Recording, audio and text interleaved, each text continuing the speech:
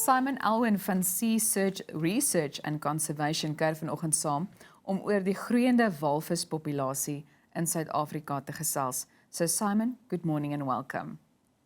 Good morning, thanks for having me on.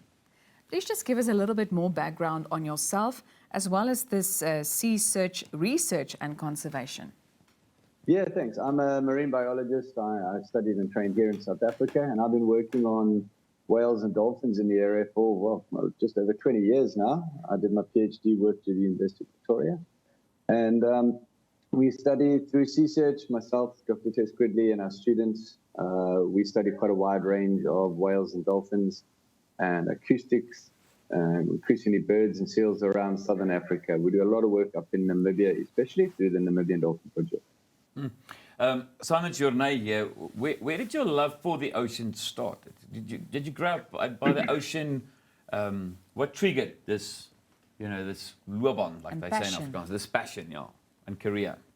Yeah, I guess I grew up on the Natal side of South Africa, and I was lucky enough to go to SeaWorld when I was quite young, and just really got a sort of hands-on marine education when I was little, and something clicked. I think having spoken to other colleagues in my field, everyone seems to have had that kind of experience, just that early exposure to the marine environments, and just it just clicks, and you're like, oh, that's really cool. I want to find out what's going on here. I want to find out more about this. And Simon, when we get to the growing whale population in South Africa, how would you describe the scope of this thing that you are seeing, in terms of the population still growing, and what it means in terms of the environment as well?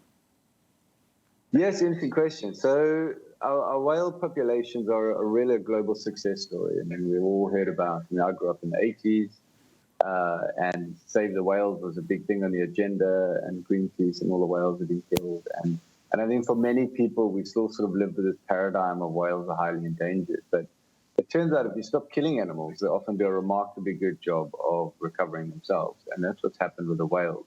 The most well-known species around South Africa is the southern right whale, which is sort of well known for shore-based viewing in Hermanus area. And that population has been very well monitored by my former supervisor, Peter Best, and more recently been taken over by other members of the University of Victoria. And that population was recovering 7% a year. And because the exponential growth, as I think the world has now learned through COVID, there's a long period of slow recovery, and then it really starts to kick in. And that kick in with the right whales took place in basically this century, since 2000. So over my career, every year was involved in an aerial survey, you could see there were more animals. It was really quite astounding. And for the humpback whale, which is what we had of the West Coast, it's been slightly behind that, but those numbers have really bloomed in the last 10 years, and most people are only just becoming aware of that. Yeah, for me, it's a surprise because I thought, it's just declining. And I said, the populations have recovered since the end of whaling in the 1970s, but there's still some countries doing whaling. Maybe I'm wrong, but the first country that comes up is like Denmark, or is it also banned? What's the world situation on whaling? Yeah, whaling is still happening in a few places. Japan, Norway, Iceland are still taking a few animals, but it's relatively no numbers. It's sort of tens to hundreds of a few populations. It's not sort of broad-based whaling. What was happening, the reason whale populations were absolutely destroyed by humans is because it was completely unregulated whaling, and people were catching them in the Antarctic, in the feeding grounds. They were catching them in the breeding grounds, and they were just completely unregulated, just kill everything you see. And that's not at all what's happening at the moment. But it really is a very minor, it's a fairly minor impact in the global perspective. And Simon, what exactly is your research based on? So our research, we're not actually doing a lot of work with the abundance. I mean, our colleagues that work in the field in other universities in South Africa have done a lot of the work on the abundance. But whales are quite hard to count, especially humpback whales, which is sort of what started this conversation. There's a lot of humpback whales around off the west coast of South Africa at the moment, and they were flagged recently in a sort of shell seismic survey because of so many migrating to the east coast. but they're really hard to count because they're migrating past our shores. And the humpback whales are actually going and breeding up in Angola and West Africa, and on the east coast they're going up to Mozambique. So you can kind of count them as they go past the east coast to an extent because they go in quite a narrow migration stream. And that work, which is the most in Findlay a few years back, has indicated that humpback population was increasing at 10% a year. So we're looking at a population in, certainly in the 10 to 20,000, probably that kind of bracket these days, using the East Coast Mozambique breeding ground. And on the West Coast, we probably have similar numbers. So we're dealing with fairly large populations of animals these days. But the really cool thing about what we have here in South Africa is we have this feeding ground on the West Coast. So most whales feed in the Southern Ocean, so it's really hard to study them feeding without a ship or an icebreaker. But we now have humpback whales and right whales to an extent feeding right off our West Coast, right off the shores of Cape Town and St. Helena Bay.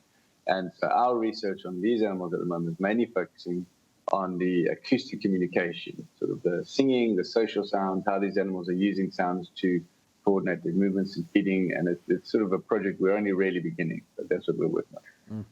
There's some interesting, I think someone told us about a contraption, picking up the sounds they make. And it also helps with the research and to not count them, but, realize how big the population or how small it is.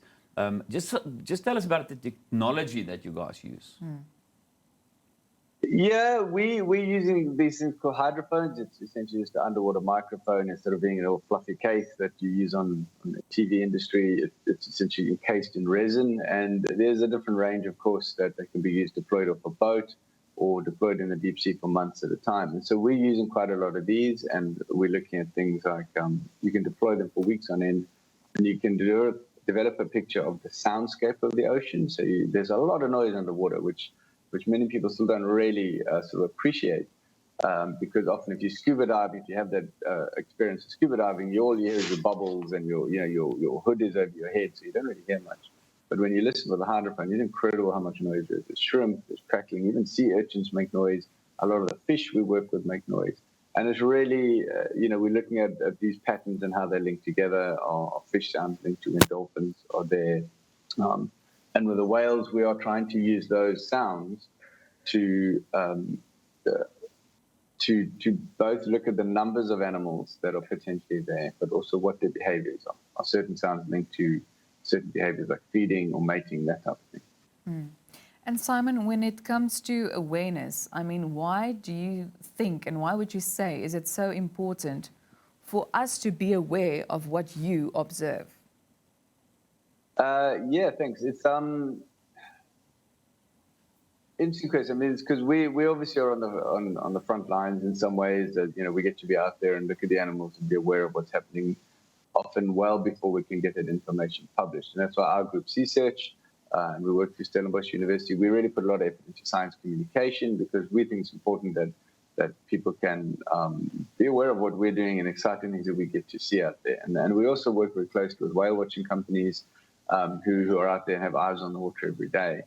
And this is allowing us to see things like the number of entanglements that are taking place in the South African Ocean and the number of ship strikes. And these are the sort of really growing concerns in the background. With this boom in whale population, we now have a lot more whales than people are really thinking about. Most people you speak to in South Africa are like, oh, right whales in Omanus in winter. But that's almost not happening anymore due to changes in the population. We now have, at the moment, probably several hundred whales, humpback whales off the west coast of the Cape Peninsula.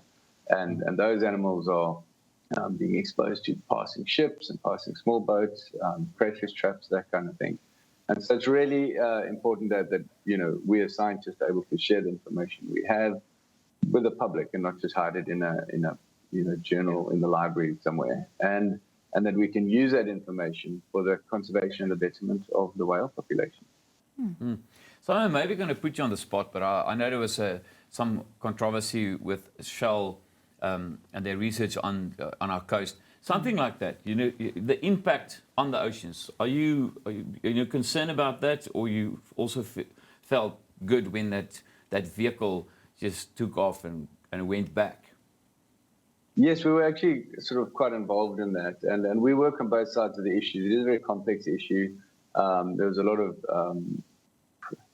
with misinformation that was being spread early on, saying, "Oh, the survey was in the whale season is going to result in loads of dead whales," and that's not the case. The seismic surveys have been conducted for decades.